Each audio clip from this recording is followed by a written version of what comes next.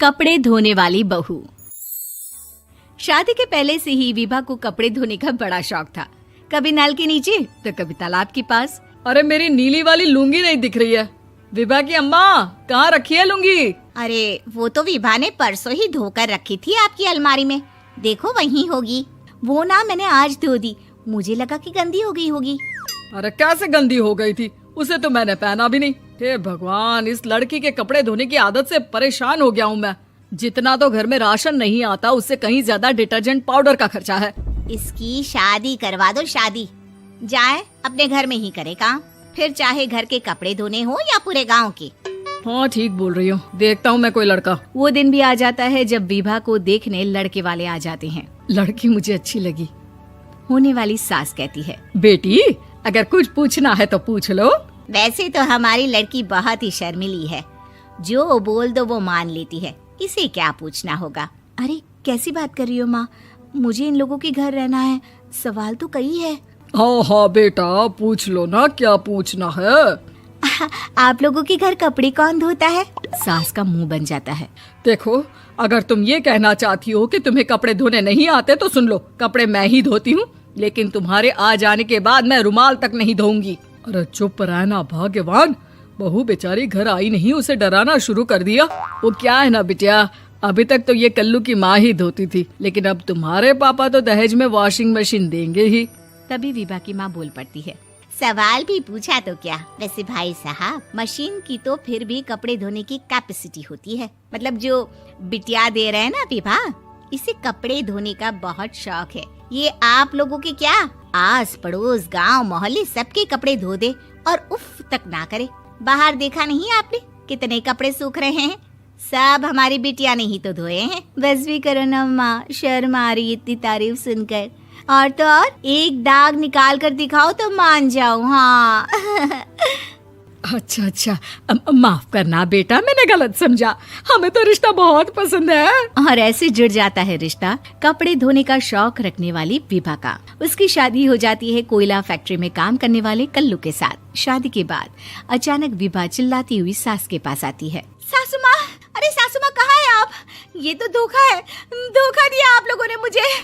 इसे ससुर के चक्कर के बारे में पता चल गया। अरे तो उसमें तुझे क्यों धोखा मिला है? अरे नल में पानी नहीं आता, कपड़े कैसे कब धुलेंगे? अच्छा अच्छा, तू पानी नहीं आ रहा उसकी बात कर रही है। तो आपने क्या सोचा? कुछ नहीं। अच्छा हाँ, तेरी माँ ने कहा था कि कपड़े धोने का शौक है तुझे, याद आया मुझे।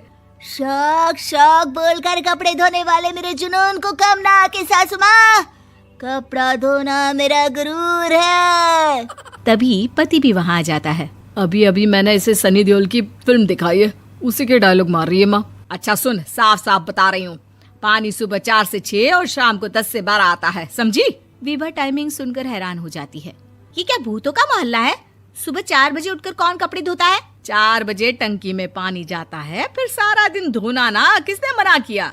अरे कैसी बात कर रही हैं? 200 लीटर की टंकी में कितने कपड़े धो लूंगी मैं? सुबह ही उठ जाऊंगी मैं। अब क्या था, विभा सुबह 4 से लेकर रात के 12 बजे तक कपड़े ही धोती रहती। एक रोज सास पड़ोस से निकलकर कहीं जा रही होती है कि साथ वाली कहती है, हाँ कल्लू की माँ, जरा ये बताओ कि 2 साड़ी है, 2 ब्लाउज और एक पेटीकोट और एक नाड़े वाला लंबा कच्छा।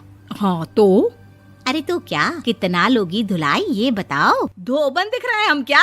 हमारे पति सरकारी नौकरी से अभी अभी रिटायर हुए हैं और बेटा सुपरवाइजर है कोयला फैक्ट्री में। धोबन समझ रखा है हमें। हाय रे कल्लू की अम्मा, माफ कर दो, वो तो मोहल्ले में यही सब बता रहे थे कि तुमने बहू को कपड़ा धुलवाने के काम में लगा दिया है। सास को पड़ोसन की बात सुनकर गुस्सा आ जाता है। वो घर पहुंचती है जहां घर के बाहर ही इतने सारे कपड़े सूख रहे होते हैं जितने कि किसी धोबन के घर पर। अरे ओ कल्लू की दुल्हन, बाहर निकल। माँ जी यहीं आ जाओ, बाथरूम में चादर धो रहे हैं हम। अरे अभी हम धोते हैं, तुमको बाहर निकलो। ये आस पड़ोस वाले बोल रहे हैं कि हम बहू से कपड़े धुलवा धुलवा कर उसे कपड़ा धोने वाली बना दिए हैं। अरे छोड़ो ना माँ जी, किन लोगों की बातों में आती हो? आस पास के लोगों का तो काम ही होता है कि वो किसी तरह सास बहू को लड़ा दे। बहू सारे घर के कपड़े धोती है, ये क्या कम है? बोलिए। सास को भी लग जाता है कि वो बहू का ये सनकीपन नहीं छुड़वा सकती, इससे अच्छा है कि खुद ही चुप हो जाए। एक रोज सास और बहू मंदिर जाते हैं, जहाँ सास की साड़ी वहाँ खड़ी भीख मांगने वाली से मिलती है। माँ जी क्या बात है, आपकी साड़ी उस भिखारन से कितनी मिल रही है ना? हाँ हाँ देखो तो, दोनों की साड़ी मिल रही है। क्या बात है कल्लू की अम्मा, तुम खुद को तो अफसर की बीवी बताती हो और ऐसी सिंपल सी प्लेन साड़ी पहनकर घूमती हो। सिंपल और प्लेन नहीं है ये साड़ी। तो क्या सोने के धागे से फूल बने हैं? कुछ भी सासू माँ, कुछ भी। हाँ बने थे इस साड़ी में सोने के धागे से फूल। मेरे पति लेकर आए थे मद्रास से स्पेशली मेरे लिए 10,000 की। ताहे भाई साहब इस भिखारन के लिए भी सेम टू सेम साड़ी लेकर आए होंगे 10,000 की। सास उस वक्त तो कुछ नहीं कहती, लेकिन बहू के साथ घर आती है और अलमारी से एल्बम निकाल कर लाती है। ये साड़ी देख रही है, ये वही साड़ी है जिसे मैंने अभी पहना था। इस साड़ी में ये जो चमकदार फूल दिख रहे हैं ना, ये सोने के धागों से काढ़े गए हैं। लेकिन तू लोकल वॉशिंग मशीन ब्रश से घिस घिस कर सारे फूलों को निकाल कर साड़ी प्लेन कर दी।